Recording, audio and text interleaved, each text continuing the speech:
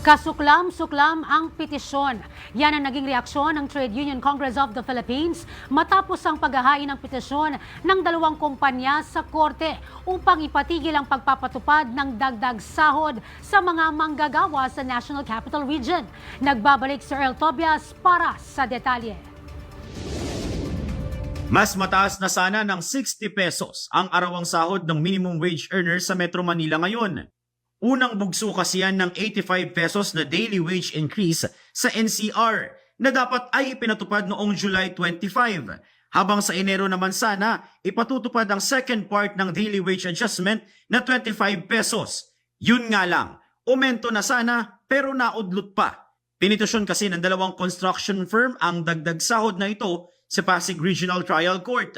Dahilan nila, magiging masyadong mabigat ang umento sa arawang sahod para sa gustusin ng kanilang mga kumpanya para makapag-operate. Kinatigan ng Pasig RTC Branch 152 ang hiling na temporary restraining order ng mga petitioner.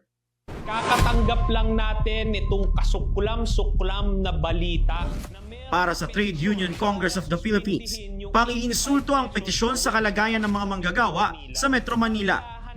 Kasuklam-suklam itong narinig nga namin yung petition galing sa dalawang employer. Wala po kaming naalalang pagkakataon na dinala sa korte para tigilan, harangin yung isang wage order.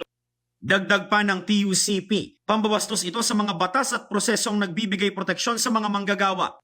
Kung gagaya yung iba't ibang employer sa iba't ibang probinsya at reyon, pwede na lamang sila basta pumunta sa korte para tigilan yung isang wage order na kahit gaano kaliit, kahit gaano kapariyak at walang matatanggap na aumento yung ating mga kababayan.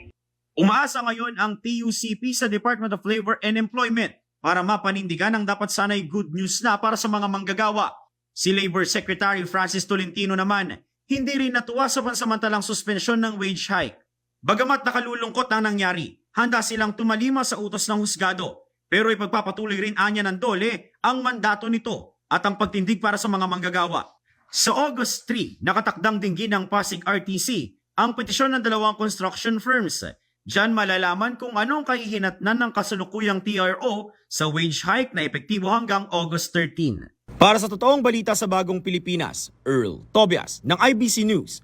Para sa 13 sa tanghali ng Congress TV.